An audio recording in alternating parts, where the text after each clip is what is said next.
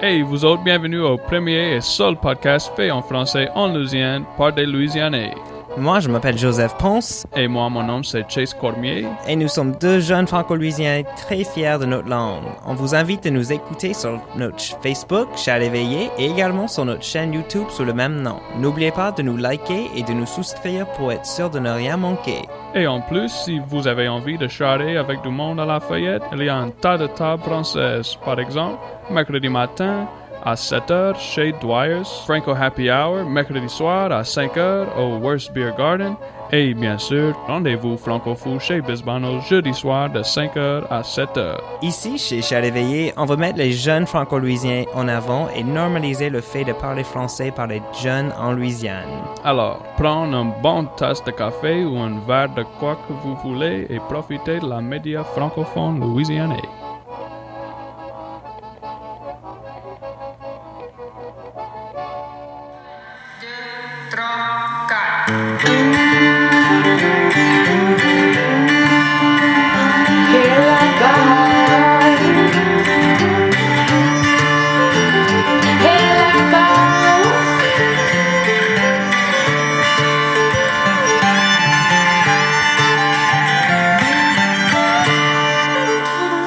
Ok, bonjour à toutes et à tous. Bienvenue à Chat éveillé, épisode 5. On est ici avec, c'est moi, Joseph Ponce, et avec mon co-animateur, Chase Cormier. Et on est là avec deux personnes. Alors, Chase, qui est notre premier invité aujourd'hui? Premier invité, bonjour, Maggie Perkins de Codophile. Maggie Perkins est née à Lafayette d'une mère cadienne et un père anglo-américain. Elle a passé la majorité de son enfance au ras de la Nouvelle-Orléans, mais sa famille retournait régulièrement à Lafayette pour voir ses grands-parents et ses cousins et le reste de la famille. Elle a vécu à New York, à la Nouvelle-Orléans et à Baton Rouge. Pas nouveau Baton Rouge, juste Baton Rouge, parce que les autres villes étaient nouvelles. Et à Poitiers en France, mais Lafayette est toujours sa ville préférée, comme moi. Elle tient un doctorat en études françaises de LSU avec une concentration en linguistique. Elle a fait sa thèse sur l'identité linguistique en Louisiane francophone. Et moi, je connais Maggie depuis l'été 2016, grâce à Sainte-Anne. Moi, j'étudiais à Sainte-Anne. Et elle était enseignante de niveau débutant 2, quelque chose comme ça? J'ai fait les deux sessions. Donc, au printemps, c'était avancé 1. Et puis, en été, c'était débutant 1, ce qui est bien différent. OK, oui, je crois ça. Donc, bienvenue, Maggie. Merci. Et puis, notre deuxième, parce que cet épisode est spécial, c'est un épisode de Codophile, petit shout-out. Donc, on a deux personnes qui travaillent à Codophile. L'autre est Matt Mick. C'est important à noter que Matt est aussi le premier homme qu'on a ici sur... mais à part de moi et Chase, sur Chat éveillé. Donc, donc, Matt Mick est louisianais par adoption, étant né en Floride. À l'âge de 10 ans, il a déménagé avec sa famille. Et après avoir passé la plupart de sa vie ici, il se sent bien chez lui en Louisiane. Il est diplômé en études francophones de UL et avant de travailler avec le Codophile, il a commencé sa carrière comme enseignant. Selon lui, la langue française l'enracine en Louisiane tout en lui offrant des branches vers le reste du monde. Alors, bienvenue Matt, ici à notre podcast Chat éveillé. Merci, ça fait énormément de plaisir. Et retournons à Maggie, ton parcours comme à propos du français, parce que tu as parlé un peu de Ayou, tu as vécu, mais à propos de la langue française, comment le français a fait un impact sur ton parcours? C'est plus ou moins tout mon parcours. Ça m'a toujours intéressé l'idée que mes grands-parents maternels parlaient une autre langue, même s'ils sont morts quand moi j'étais assez jeune, donc j'ai pas parlé en français avec eux. Mais ma mère, comme tous les mamans de sa génération, tous les mamans nées élevées à Lafayette, elle dit des mots en français dans son anglais tout le temps. Et quand on quittait Acadiana pour aller au ras de la Nouvelle-Orléans, le monde là, ça comprenait pas certains mots que je disais, comme, je sais pas, grémie. Si j'avais une grémie sur la figure, comme un crumb, ma mère dirait pas, oh, you got a little schmutz ou you got a little grimy. Elle dirait, you got a little grimy. hey, you got a little grimy on your face. Et puis quand je disais des choses comme grimy ou calimacha ou couillon ou toutes sortes de choses. Grimace. Ma maman dit toujours... Boudé, you better stop your boudin, little girl. Pour moi, c'est fouiller. Quand on allait à McDonald's et on avait un petit jouet, je savais pas comment ça fonctionnait. Maman disait, mais just fouiller with that. Alors, quand je disais ça autour de la Nouvelle-Orléans, il y avait pas beaucoup de monde qui me comprenait. Et je crois que ça a aidé, ça a augmenté ma fascination avec la langue française. Et j'ai demandé à ma mère de m'acheter une sorte de livre Cajun Self-Taught. Mais c'était pas Cajun Self-Taught, ça c'est Perdeg, mais c'était un autre livre qui était noir et blanc. Je me rappelle plus le titre, mais c'était pour m'enseigner moi-même à l'âge de 9 ou 10 ans le français. Wow. Et ça n'a pas très bien marché. Je me rappelle d'avoir appris les mois de l'année, surtout parce qu'en Louisiane, on dit août et pas août, on dit août. Donc, je me rappelle c'était août dans l'enregistrement. C'était comme un cassette tape. Moi, je suis vieille. OK? Quel âge avais-tu quand t'as commencé avec le français? Pour vrai, à part juste un petit livre, à 14 ans, en 9e année au high school. Donc, j'ai fait français 1. Et puis, j'ai continué, j'ai aimé. Et je suis partie à New York pour étudier le théâtre. Et pendant que j'étais là, j'ai décidé que je voulais pas faire le théâtre pour la vie, là. Et aussi, la Louisiane me manquait beaucoup. Je regardais des vidéos des Lost Bayou Ramblers, like, proches en pleurant. Et j'ai essayé d'expliquer à mes colocataires, like, no, y'all, I miss this so much. Et puis, je trouvais pas qu'ils comprenaient pas vraiment. C'était comme, no, garde ça. Et puis, je suis retournée après avoir fini avec le bachelor's, là, et j'ai commencé grad school. J'ai commencé une maîtrise à LSU, j'ai juste continué. Puis, ça m'a donné beaucoup d'opportunités, y inclus, j'étais libre pendant les étés parce que je faisais une maîtrise et un doctorat. Et juste avant la fin de grad school, j'ai postulé pour enseigner à Sainte-Anne parce qu'il y a tant de Louisianais qui vont à Sainte-Anne qu'ils aiment de temps en temps embaucher des enseignants et des enseignantes louisianais et louisianaises. Alors, tous mes amis ici, dans le sud de la Louisiane, qui parlent français proche, ils sont tous allés à Sainte-Anne, au moins au high school, Sauf moi. à l'université, sauf Joe. Ici, C'est souvent un sujet. Et c'était sauf moi aussi, oui, jusqu'à ce que j'enseigne là-bas. Et puis, je voulais comprendre. OK, tout le monde parle de soirée casino ou soirée ci, oh ouais, OK, c'est le boîte à chansons ou bal mall, you know. Alors, OK, de quoi il parle? C'est quoi cette magie dont il parle là? Et puis, je suis allée et j'ai passé tous les 3 mois, là, 2 sessions et l'entre-session aussi, je suis restée à la baie Sainte-Marie, où se trouve Sainte-Anne. Et je comprends à cette heure. Je comprends la magie. C'est vraiment un endroit magique. Il y a pas d'autre place comme ça dans le monde, je dirais. Il y a une atmosphère, c'est bien joli, mais aussi... Ils savent quoi ils font là. Il faut créer une atmosphère où c'est OK de faire des erreurs, où tout est accepté plus ou moins parce que comme ça, le monde va parler. Ils vont pas avoir peur de faire une faute ou ne pas bien conjuguer un verbe ou quelque chose. C'est juste pour parler, pour s'amuser. J'aime beaucoup. J'ai beaucoup aimé mon temps là-bas. Donc, tu n'es jamais allé à Sainte-Anne comme étudiant? Non. OK.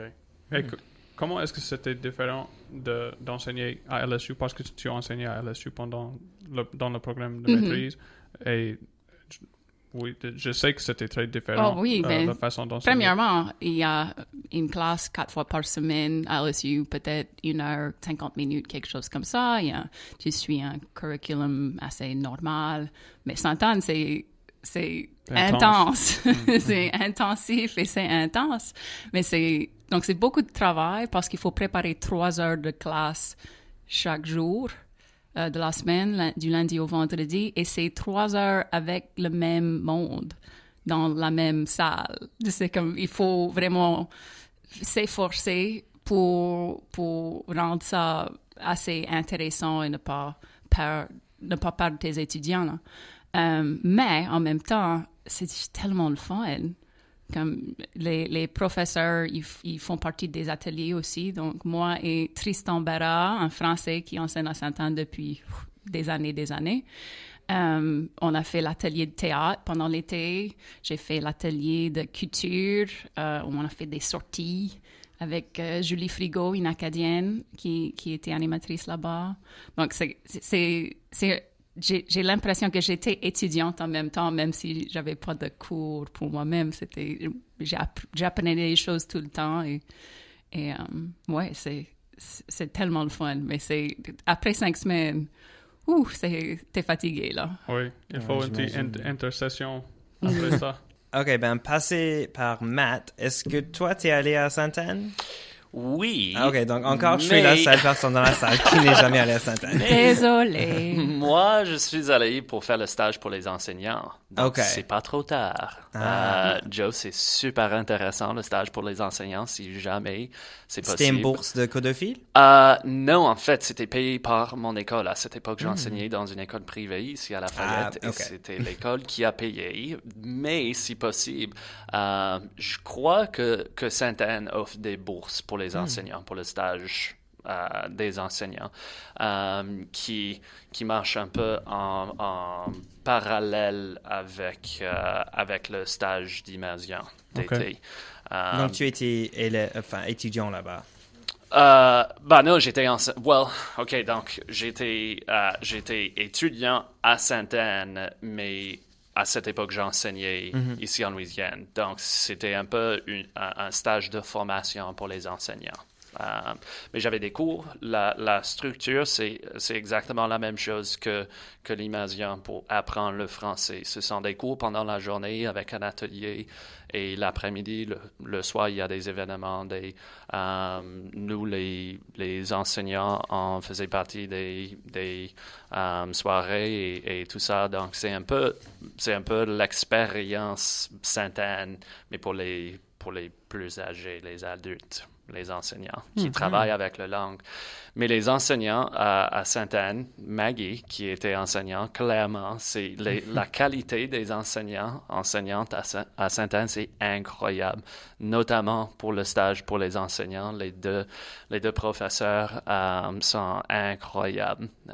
Donc, si jamais, Joe, tu as l'occasion d'y aller pour faire une formation pour les enseignants, je le recommande fortement. Je suis même pas allé en Acadie. Jamais même en pas Acadie, au Québec, ni Acadie. Je suis un mauvais Jusqu'ici. Louisianais. Il faut y aller. Est-ce que... Mais t'as du temps, je me toi. rappelle plus. Est-ce que je me rappelle les enseignants qui étudiaient à Sainte-Anne, ils avaient leur propre cours, oui, avec ces deux... Oui. Mais est-ce qu'ils faisaient les ateliers avec tout le monde ou ils faisaient ses propres ateliers? Donc, si je me rappelle bien, il y avait 2 ateliers spécifiés pour les enseignants qui étaient des ateliers de... j'oublie quoi exactement, c'était comme lesson planning ou quelque chose assez... Okay. C'était toujours sec. pédagogique. Mais ceci pédagogique, dit, oui. le soir, c'est toujours la fête avec tout le monde. C'était les mêmes soirées. Et pour les enseignants, l'expérience était incroyable pour voir comment ça marche, l'immersion. Ça, c'était pour moi une grande partie de la valeur d'avoir fait le stage pour les enseignants, c'est de voir comment ça marche. Parce que ce qu'on faisait pendant nos cours, pendant la journée, c'était... Pourquoi est-ce que ça marche si bien à Sainte-Anne? Qu'est-ce qu'on fait à Sainte-Anne et comment est-ce que vous pouvez faire ça dans une salle de classe? Donc, c'était un peu pendant la journée, on étudie comment ça marche Sainte-Anne, puis le reste de la journée, on voit comment ça marche. Wow. Je sais qu'on prend beaucoup de Sainte-Anne, mais je veux ajouter une chose de plus parce que je crois que vous autres, c'était l'été. Et à la fin de la session de printemps, quand moi j'étais là, notre maire était là pour une semaine. Yeah. Notre maire, président Monsieur Joël Robideau. Il est venu et pendant le pauvre, une semaine? Oui, n'est-ce pendant pas? une semaine à la fin, le pauvre, parce que Pour apprendre. même les débutants 1, ce qui est le premier niveau, quand ils arrivent, ils parlent pas du tout français, ça peut même pas dire bonjour, quelque chose comme ça, OK? Il était dans la classe des débutants 1, mais eux autres, ils avaient À la fin. 4 semaines au moins de Sainte-Anne, et lui, il est arrivé avec rien du tout, le pauvre, mais il était un good sport. un Ah, bon oui. sport, on peut dire. Même le maire à Lafayette Ouais. Mais a fait un peu de Sainte-Anne. Il voulait voir comment ça marche, l'immersion. Mais il puis, n'est resté qu'une semaine. Une semaine. Oui, c'était la dernière semaine de la dernière session. semaine, ouais. Mais quand même. Il est pas mal occupé, le maire. Donc, Ouais, Oh, j'imagine. il est En parti 5 là. semaines, oui, ça serait difficile pour lui. Il a signé le contrat, donc il pouvait pas parler en anglais, mais Ok. ils ont fait une exception. S'il sortait dans une petite salle, il recevait des appels importants comme pour signer une loi ou quelque chose. Il pouvait parler en anglais dans la petite salle. Nous parlons anglais. Non, mais c'était le fun. On était à une sortie et il était à la caisse pour acheter quelque chose dans la boutique de souvenirs et le caissier lui parlait en anglais et puis il me regardait parce que moi j'avais le droit comme enseignante Donner des de donner avertissements. des avertissements, Bien sûr. de punir entre guillemets le maire. Puis il me regardait et puis il regardait le monsieur et je dis non. Pas d'anglais. Non. Puis le monsieur a changé en Donc, français. t'as manqué ta chance de punir le maire. Non, mais j'adore le maire, il est bien. Il a bien fait. Eh ben, Matt, toi, tu es né en Floride. Alors, est-ce que le français vraiment est venu dans ta vie quand tu es arrivé ici en Louisiane? Yeah, donc mon histoire, c'est un peu pas compliqué, mais un peu différente. C'est que je suis né en Floride dans une famille 100% anglophone, mais avec quelques racines en Louisiane. Donc, 3 ans avant que moi je suis né, ma sœur aînée est née à Baton-Rouge. Donc, la famille était en Louisiane, a déménagé en Floride. Moi, je suis né. Et puis, quand j'avais 10 ans, la famille a déménagé back en Louisiane. Donc, c'était un peu Louisiane, Floride, Louisiane. Donc, oui, dans ma famille, il y a des racines louisianaises, mais anglophones. Donc, pour moi, la langue française faisait pas partie de mon héritage, de cette histoire. Mais pour moi, ça a commencé au lycée, au high school. Donc, en Louisiane, il faut suivre un cours de langue, entre guillemets, étrangère. Et j'ai choisi vraiment par hasard le français. C'était, OK, avec le français, je peux aller en France, là où il y a du pain et du vin et la Tour Eiffel, et je peux voyager un peu, pourquoi pas. Donc, j'ai choisi par hasard le français. Et petit à petit, j'ai remarqué, les langues étrangères en général, c'est quelque chose qui m'intéresse et que j'aime bien étudier. Donc, j'ai continué les 4 ans du lycée à étudier le français. Et finalement, je suis venu à Lafayette pour faire mes études à UL. Et au début, l'idée, c'était de faire mon major en cinéma. À cette époque-là, l'année 2008, il y avait le début du programme pour les arts médiatiques à UL, ici à Lafayette, à l'université.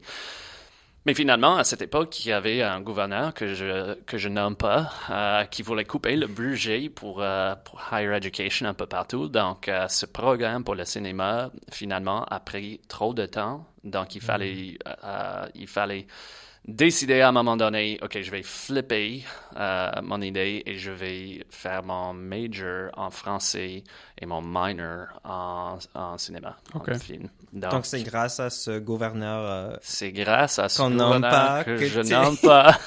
que tu es francophone maintenant. Wow, peut-être que oui, en fait. Non, c'était encore de la chance de venir à Lafayette et c'était plutôt à Lafayette que j'ai découvert la francophonie louisianaise. Et j'ai remarqué ça à Lafayette tout de suite. Je me rappelle si bien, j'ai remarqué, oh wow, il y a quelque chose ici qui n'existe pas à ce niveau à Baton-Rouge. Bien sûr, il y a un peu d'héritage francophone partout en Louisiane, mais à Lafayette, c'est beaucoup plus visible qu'à Baton-Rouge, où j'ai grandi. Donc, je me suis dit, oh, OK, le français, c'est quelque chose qui existe ici en Louisiane.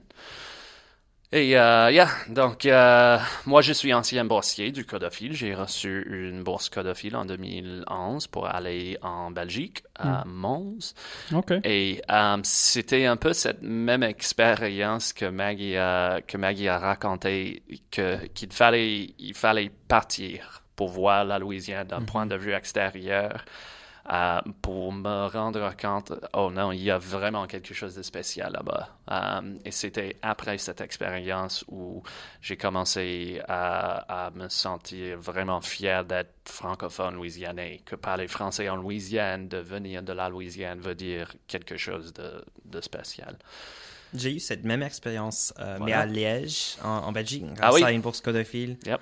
parce que j'étais là avec Lindsay, une ancienne invitée de notre podcast, et d'autres mondes francophones louisianes, et où je me suis rendu compte vraiment que c'était quelque chose d'être fier. Ce point de vue extérieur, ça pourrait être un thèse ou pour un doctorat ou Ouais. quelque chose. C'est quoi Oui. le rapport entre la Louisiane et la francophonie louisianaise et cette expérience d'avoir un point de vue de l'extérieur qui change l'opinion de la Louisiane, comme c'est une expérience que nous tous en partage, il me semble. Donc, c'est assez intéressant et ça fait partie de mon expérience à moi aussi. Donc, Et quand est-ce que tu as étudié à Mons? à Mons, c'était 2011, l'été 2011. OK. Yeah, donc Pour moi, j'ai ça fait- étudié à Mons aussi, Ah oui? 2017. Avec une bourse De Codophile. Codophile, oui, Nice. grâce à Codophile. Cool. Yeah, Mons, c'est une jolie petite ville. Mhm. Yeah. Et j'ai eu la même expérience aussi avec l'accent louisianais qui Yeah. était bien reçu Yeah. par eux. Yeah, exactement. La Louisiane, ça veut dire quelque chose. Mhm. Yeah. Parlons des bourses Codophile. Maggie, donc vous deux, vous travaillez à Codophile. Alors, Maggie, Ouais. qu'est-ce que c'est le Codophile? Qu'est-ce Ben, que pour c'est ça, le codophile? J'imagine que tous ceux Ouais. qui nous écoutent connaissent déjà. Mais... J'imagine, mais ça fait pas de peine.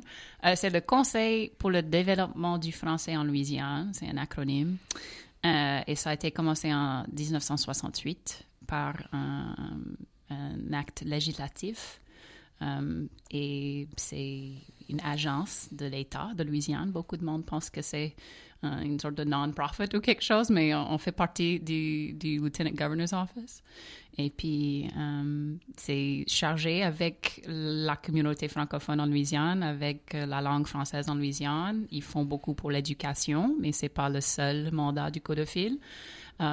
C'est eux aussi qui font venir les profs d'immersion de l'étranger, les Belges et les Français et les Canadiens, les Africains, les Haïtiens ils enseignent dans les programmes d'immersion en Louisiane.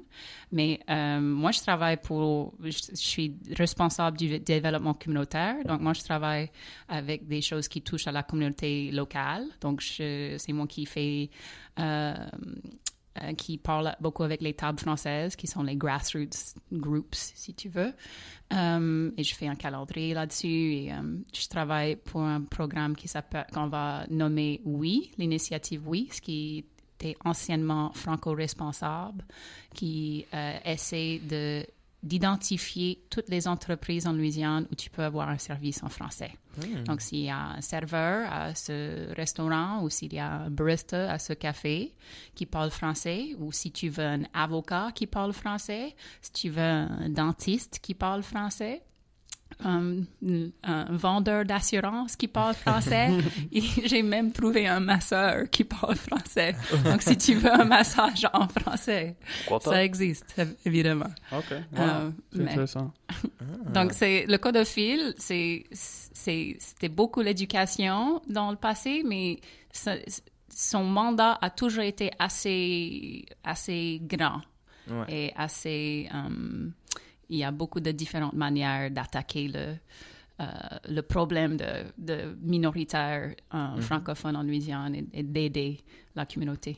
Ben, grâce à Codophile, on a tellement anciens d'élèves d'immersion ou d'élèves d'immersion qui sortent de ce programme-là, qui cherchent du travail en français. Donc, je pense que c'est bien que Codophile commence à mettre en avant ces entreprises francophones. Ce qu'on remarque, c'est qu'on commence à voir la première génération des anciens élèves d'immersion. Le système d'immersion, ça date d'à peu près 25-30 ans. Donc, on arrive à ce moment où il y a des élèves d'immersion qui commencent une carrière comme enseignant, par exemple. Donc, Joe, si je comprends bien, toi, t'es un très bon exemple de ça, ancien élève d'immersion qui commence à travailler dans le milieu francophone. Donc, on est arrivé à ce moment où on constate de plus en plus des anciens élèves d'immersion en Louisiane qui se lancent dans le monde du travail. Donc, la mission, ça change pour s'adapter à ça. Et dans ma liste de l'initiative, oui, il y a beaucoup de coffee shops, de petits cafés, de restaurants, d'entreprises qui ont... Le francophone là-bas, c'est un ancien élève en immersion. Ben oui. Donc, c'est assez... J'en ai trouvé beaucoup jusqu'ici. Est-ce qu'on a des chiffres pour combien d'élèves d'immersion on a actuellement en Louisiane? Combien de quoi? D'élèves d'immersion actuellement? À peu près 5 000. Ouais. OK. Un peu moins que ça, si je me rappelle bien, mais à peu près 5 000 en immersion en ce moment, parmi 33 programmes d'immersion un peu partout dans l'État. Oui, je crois que c'est 11 paroisses, ou 11 ou 12, 11 ou 12 oui, parce que le problème, c'est qu'on... Pour se rappeler le problème, en guillemets, c'est pas un problème, c'est une bonne chose, mais c'est qu'on ajoute des programmes tout le temps, comme cette année, ça a commencé dans le nord de la Louisiane. Ils ont même commencé un programme dans une partie de la Louisiane qui n'est pas historiquement particulièrement francophone, Lincoln Parish. A commencé un programme d'immersion cette année, puis on va en ajouter un autre l'année prochaine. Puis ça va continuer. La paroisse Vermillon va commencer bientôt. C'est ça, la paroisse Vermillon. Et j'ai lu que la paroisse Saint-Tammany, ils sont en train de faire genre une lawsuit. Oui, les parents là-bas, ils essaient de pousser pour l'immersion. C'est pas arrivé jusqu'ici.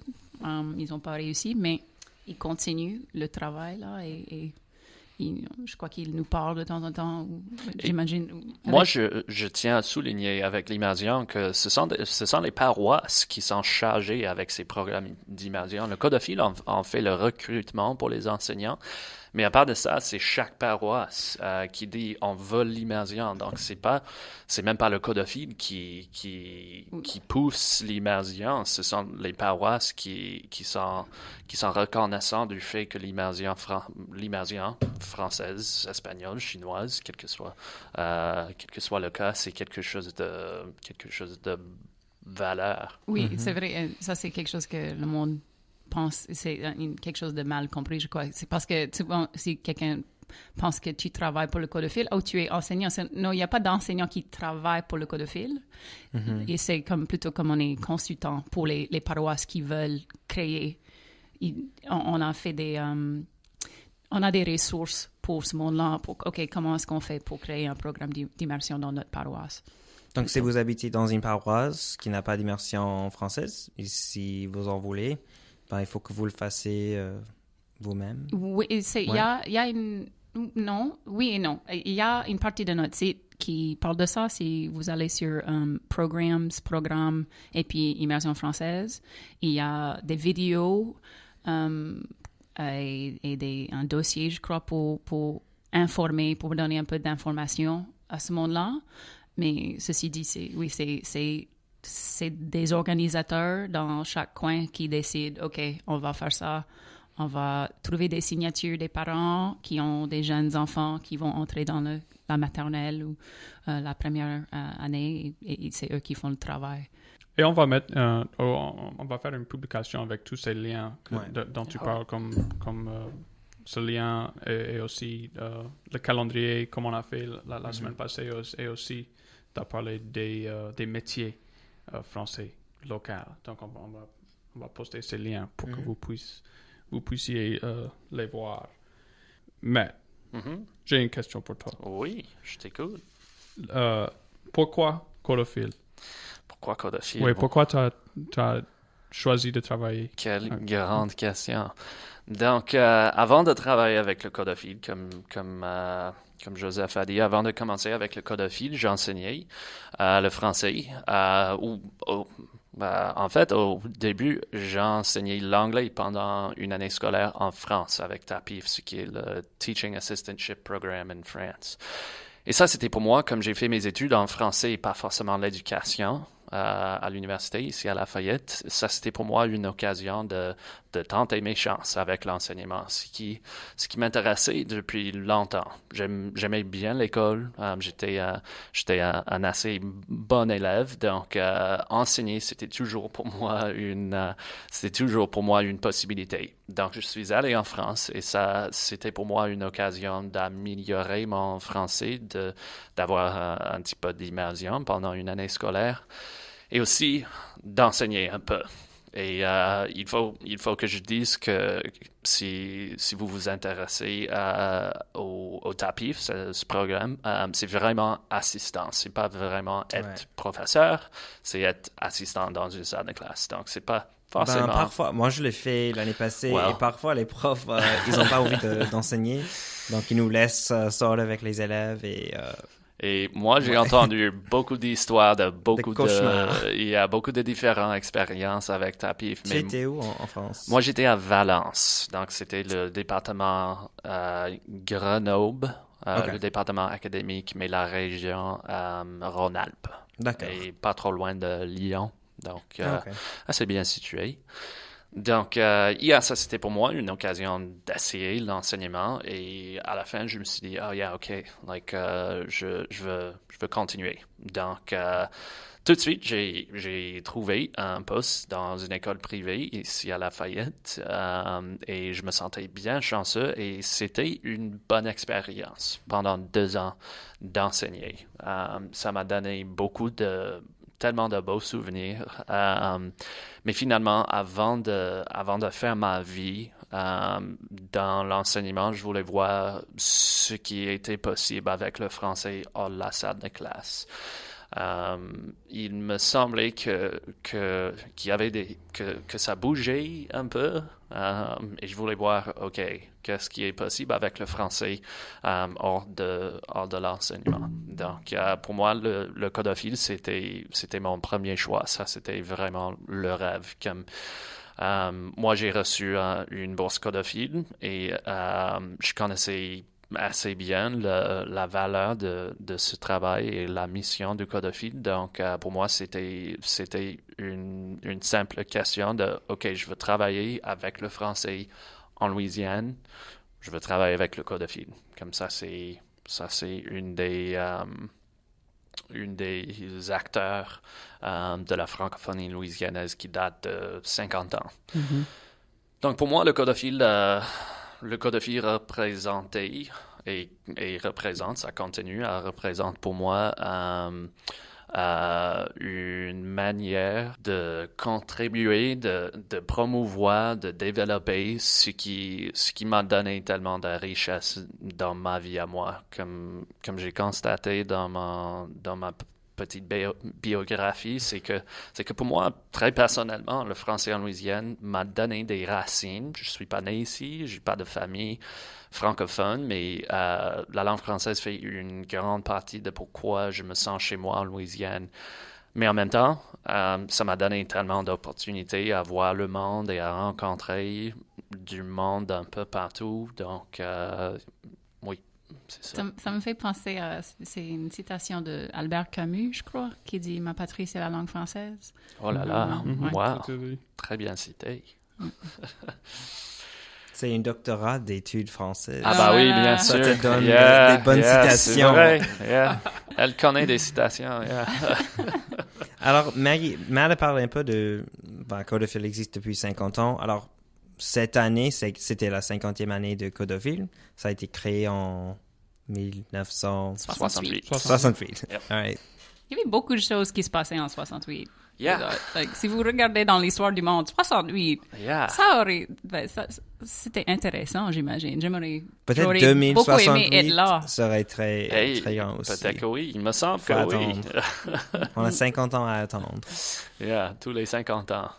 Mais qu'est-ce que vous avez fait pendant cette année pour célébrer cet anniversaire énorme? OK, en fait, je vais laisser Matt faire la première partie du moins, parce que moi, j'ai commencé une chose que le codophile a fait pour 50e, ils ont embauché Maggie Perkins. C'est ça que je vais dire. Alors, donc, je faisais pas partie de l'équipe en janvier jusqu'en avril. Là. J'ai commencé en mai. Donc, et je sais qu'ils ont commencé en moi, j'ai été, même si j'étais pas je faisais pas partie de l'équipe, mais j'ai assisté à un événement en janvier pour le 50e du Codophile, qui était la première du choix de Théo, le documentaire Théo's Choice, le choix de Théo sur l'immersion en Louisiane.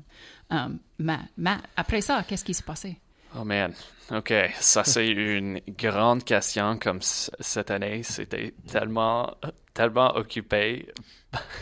Pensez au mois de janvier, ça me semble comme il y a 5 ans. On était si occupés cette année.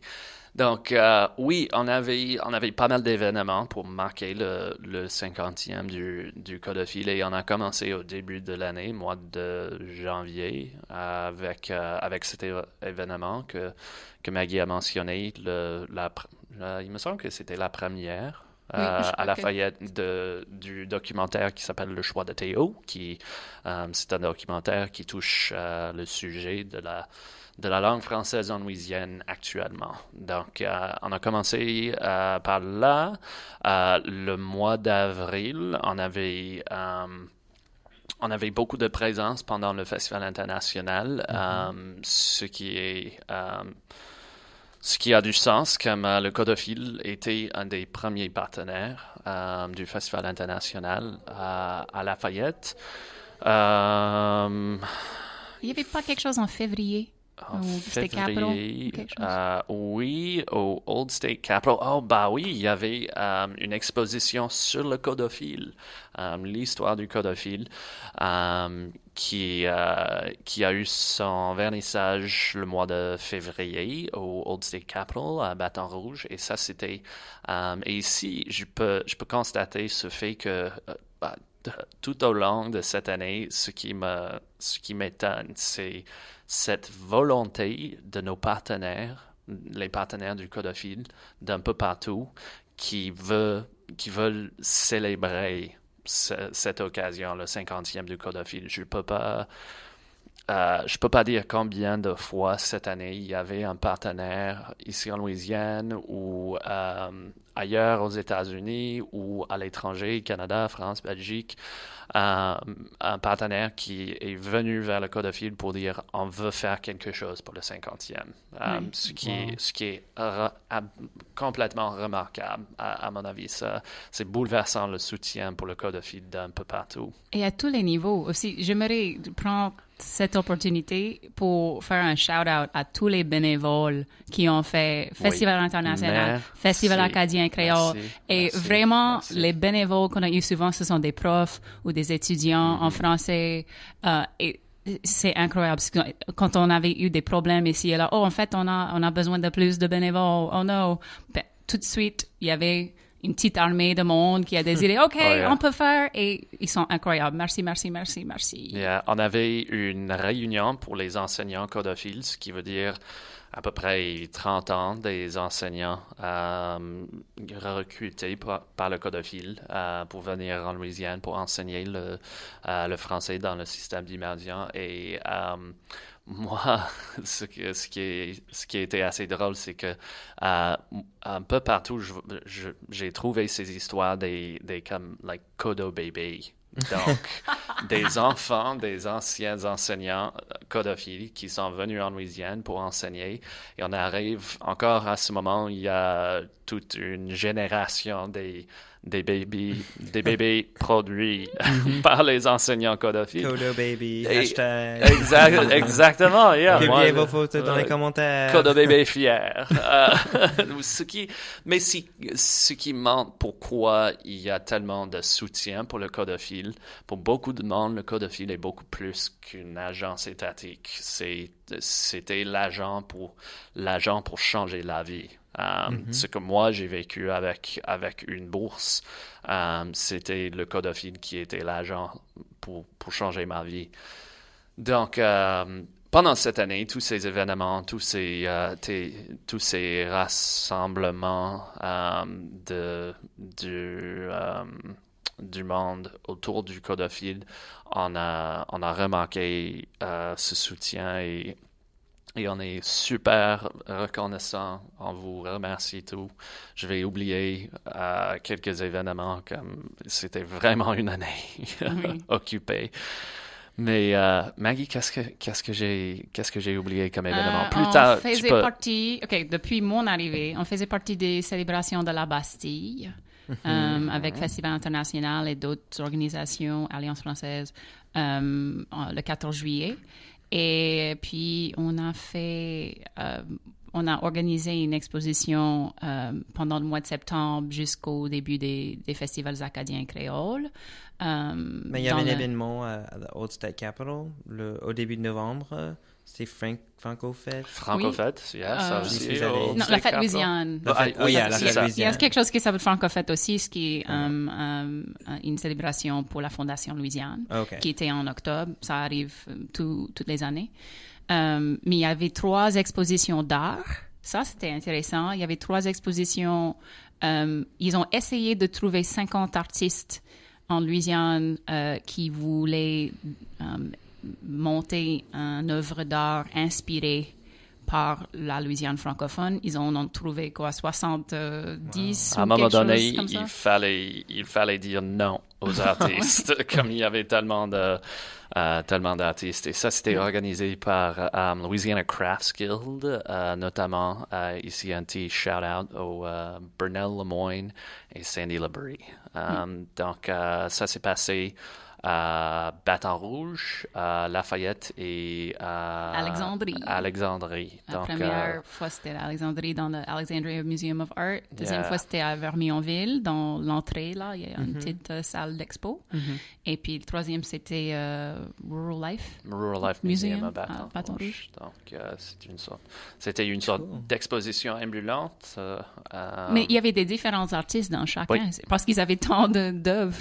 Il fallait 3 expos. Yeah. Et donc, on a résumé l'année 2018. Donc, qu'est-ce qu'on va avoir l'année 2019?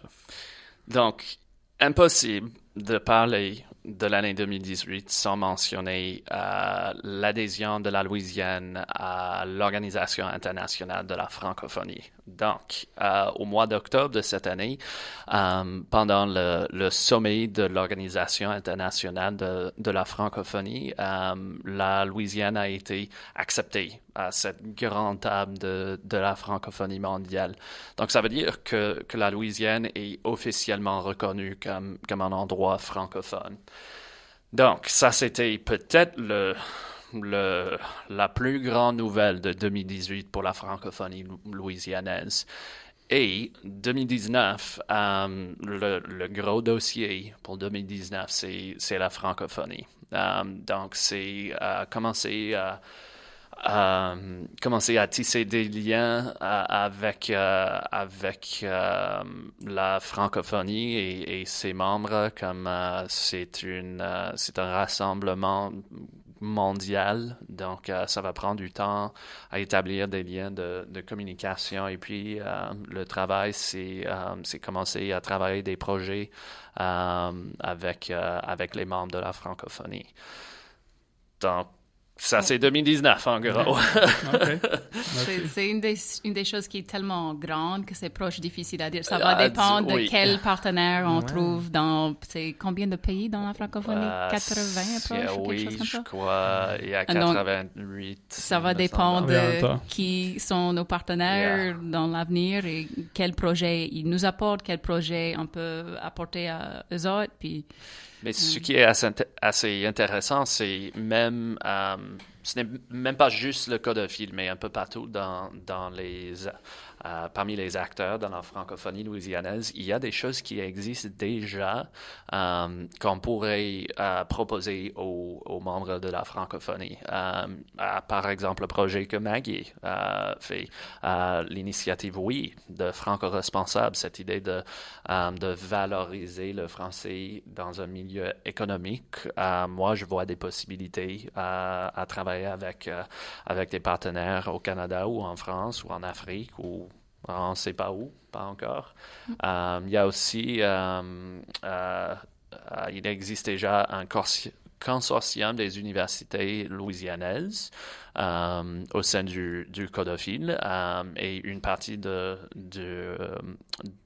l'Organisation internationale de la francophonie, c'est l'association des des universités francophones. Donc, il y a déjà des choses en place en Louisiane, des choses prêtes à faire, à augmenter, à développer. Donc, il y a 2019, ça va être que le début pour le travail avec la francophonie. Beaucoup de choses à faire. Oui, beaucoup de choses. Est-ce que vous avez quelque chose d'autre à dire? C'est pas une grande plateforme qu'on a, mais on a une plateforme quand même. Hey, ça commence. Moi, je tiens à vous remercier. C'est ce genre de choses, ce qui est super impressionnant à mon avis. C'est juste, on veut faire notre part. Donc, super bien fait à mon avis. Et quand on parle assez souvent au bureau de man, ça bouge cette année 2018 avec c'est pas juste la francophonie ou le 50e du Codophile, il y a cette énergie qui dépasse tout cela. Donc c'est vraiment cool. Donc merci de nous avoir invités. Moi, je suis 100% d'accord.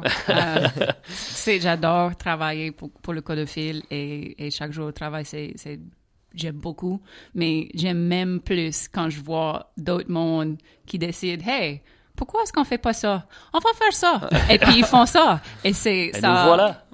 Ça, c'était nous autres. Ouais. West Bear Garden. c'est vous autres. Et si le monde continue à faire ça, je crois qu'on a un bel avenir qui nous attend. Yeah, absolument. Cool. Ouais, on va vous remercier d'être venu. Merci à vous. Merci à vous autres. Ici à Charlevoix, on soutient bien Codophile, tout ce que vous faites pour la communauté francophone en Louisiane. Chase, Au revoir, c'est tout. merci d'être venu. Au revoir vous autres. À la prochaine épisode. Oui, merci. Bye bye. Merci à vous autres.